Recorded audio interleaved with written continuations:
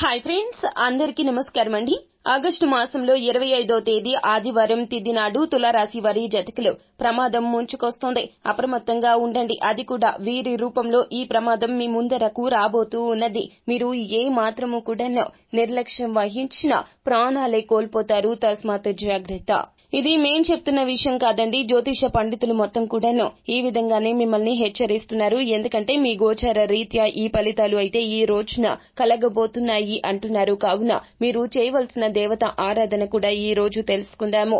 అలాగే ఒక చిన్న పరిహారం కూడా పాటించండి. మీకు మేలు కలగ చేస్తుంది. అయితే అసలు తులారాశి వారి జాతకులకు ఎలా ఉండబోతుంది, ఏ ప్రమాదం ముంచుకొస్తుంది, అది కూడా ఎవరి రూపంలో ముంచుకొస్తుందో తదితర పూర్తి వివరాలు అన్ని కూడా మనం ఈ వీడియోలో సంపూర్ణంగా సవివరంగా తెలుసుకునే ప్రయత్నం చేద్దాము.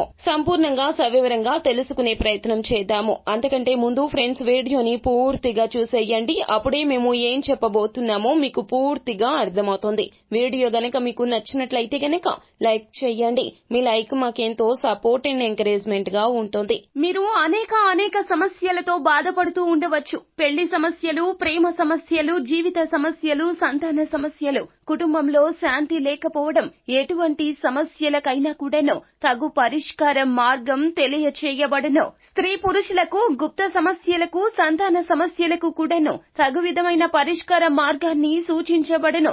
నమ్మకంతో గురువు గారికి ఫోన్ చేయండి. గురూజీ రామరాజు. Phone number 9696955577.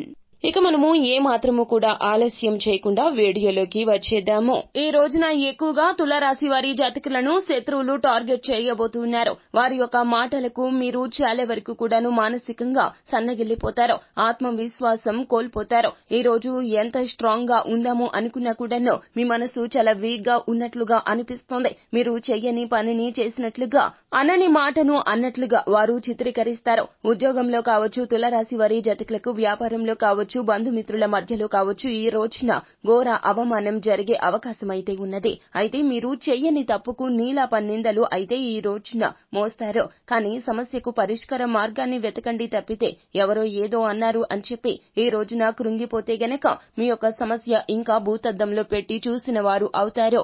మనుషులన్నాక సమస్యలు వస్తూ ఉంటాయండి. కానీ సమస్యకు పరిష్కారం అనేది తప్పక ఉంటుంది. కానీ దాని గురించి వెతకాలి. ఈ రోజున మీ మీద పడింది నిందే, కానీ ఎప్పటికైనా కూడాను అది నిందేనని నిరూపణ అవుతుంది. అప్పుడు మిమ్మల్ని అన్న నోరులు అన్ని కూడాను మిమ్మల్ని చూసి నోరెళ్లబెడతాయి, తప్పును క్షమించమని కోరతాయి. మీరు ఆ విషయం గుర్తుపెట్టుకోండి. ఇప్పటి రోజున క్షణికావేశానికి అస్సలు లోనవ్వదు. ఈ రోజున మాట విషయంలో జాగ్రత్తగా ఉండండి. అలాగే ఎక్కడికి వెళ్లినా కూడా మీ పని మీరు పూర్తి చేసుకుని ఇంటికి వచ్చేయండి. ఎవరి విషయంలో కూడా జోక్యం చేసుకోవద్దు. అలాగే పరులకు న్యాయ అన్యాయాలు మీరు నిర్ణయాలు చెబుతూ ఉంటారు. ఇలాంటివి ఈ రోజున అస్సలు చేయొద్దు. ఎందుకంటే గ్రహ పరిస్థితులు అస్సలు బాగోలేదు. మిమ్మల్ని టార్గెట్ చేస్తూ మాట్లాడినటువంటి శత్రువుల రీత్యా మీరు అస్సలు బాధపడవద్దు. ఇలా బాధపడి ఒంటరితనం ఫీల్ అవుతూ జీవితంలో ఇక ఏమీ సాధించలేము, ఏమీ చేయలేము అన్నట్లుగా మీ మనసుని బాధకు గురి అయ్యేలాగా చేస్తే గనక ఖచ్చితంగా ఈ రోజున ప్రాణ నష్టం సంభవించవచ్చును. మీరు అస్సలు బాధపడకండి. ఎవరో ఏదో అన్నారు అని చెప్పి మీ ప్రాణాలను త్యజించడం లాంటివి చేసే అవకాశాలు కూడా కనిపిస్తున్నాయి. ప్రాణ త్యాగం అస్సలు మంచిది కాదు. భగవంతుని ఆరాధన చేయండి. కాయలు ఉన్న చెట్టుకే రాళ్ల దెబ్బలు అంటారు పెద్దలు. కావున మీరు ఈ విషయం గుర్తు పెట్టుకోండి. మీ యొక్క ఉన్నతి చూసి భరించలేక వారు ఏదేదో అంటూ ఉంటారు. అలా అని చెప్పి మిమ్మల్ని అన్నారు అని చెప్పి మీరు ఈ విధంగా చేయడం ఈ రోజున అసలు మంచిది కాదు.